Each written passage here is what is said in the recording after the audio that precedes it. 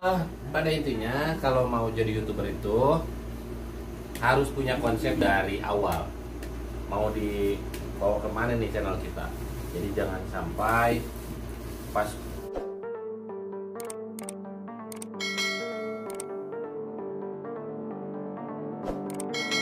Assalamualaikum warahmatullahi wabarakatuh. Waalaikumsalam. Bismillahirrahmanirrahim. Hamdan wa syukran lillah amma ba'du. Amin. Apa kabar kawan-kawan semuanya di mana Anda pun berada? Semoga siang ini dilindungi oleh Allah Subhanahu wa taala semuanya. Amin. Dan saya senang sekali kedatangan tamu-tamu agung. Ya. Yang pertama Alman Mulyana. Alman Mulyana. Dan yang kedua Mas Awi yang saya sudah ketemu dulu. Yang ketiga Mas Muhammad Kurdi dan ketiga Kang Irwan. Nah, dan yang keempat El Bahar dan Umar Badir. Oh iya, ini El Bahar, jangan lupa like, subscribe dan komen share kepada teman-teman yang maksud apa pendapat dulu bergabung. Dan saya pengen pendapat dari Mas Alman Maulana tentang, saya kan baru, belum tahu semuanya tentang YouTube, apakah harus gimana gitu, apakah yang dilarangnya apa gitu kan. Harus di-blok dulu. Ada Mas Alman. Ada Mas Alman, tolong dijelaskan. Bentar. Kalau YouTuber pemula itu harus Tanya Ajumah sebentar dulu.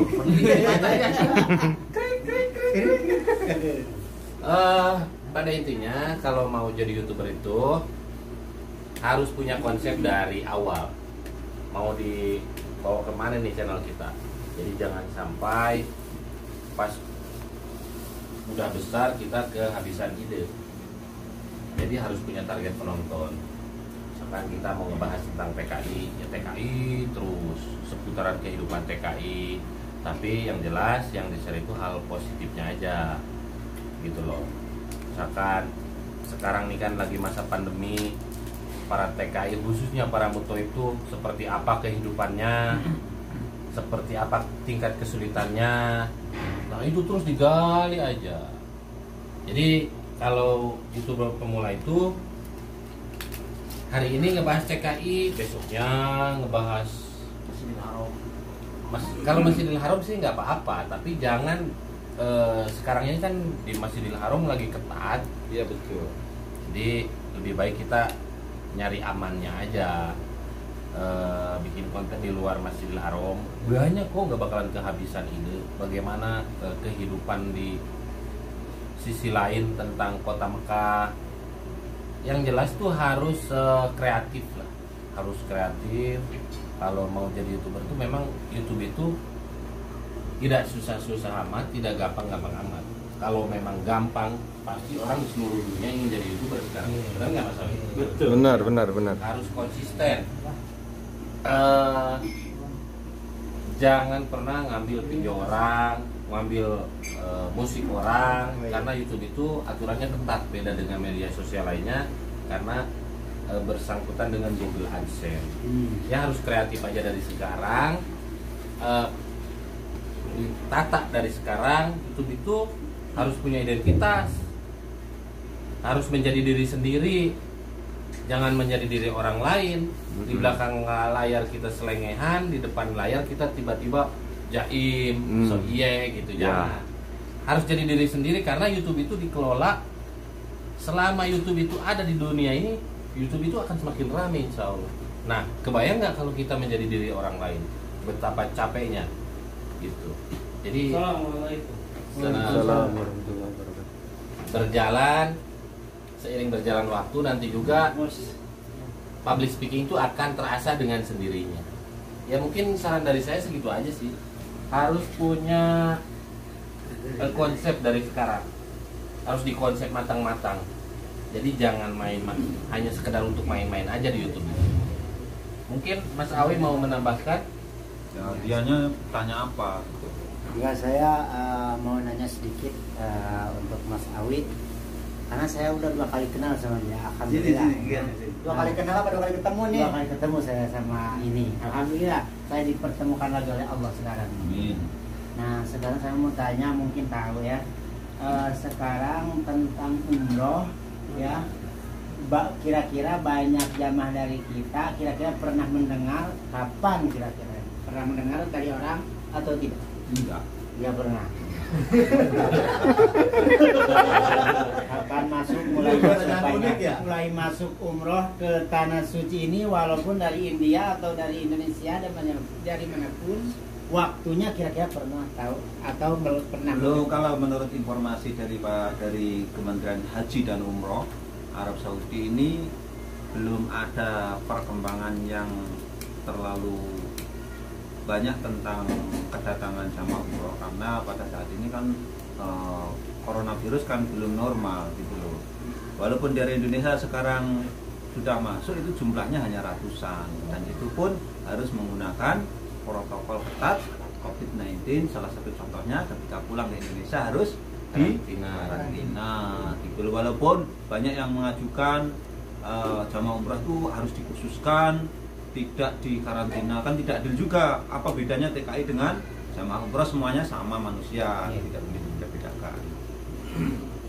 Udah segitu aja. Saya mau nanya sama Mas Kurdi sebagai apa di sini Mas Kurdi atau pimpinan travel atau mutawif? Gimana keadaan sekarang tentang mutawif di wilayah Saudi? Kira-kira sedikit aja. Ya menurut saya terancam sih mutawif. Terancam. Kalau di mutawif terancam. Profesi kita ini sedang terancam. Iya. Ada offer sama Saudi kayaknya. Apa kabar Umar Bade nanti? Mudah-mudahan saja nanti masih ada jalan yang terbaik. Kenapa saya bilang terancam? Karena dari awal dibukanya umroh ini, yang biasanya satu bis itu kita 50 orang dan satu mutawif ya Indonesia dan satu leader. Sekarang beda.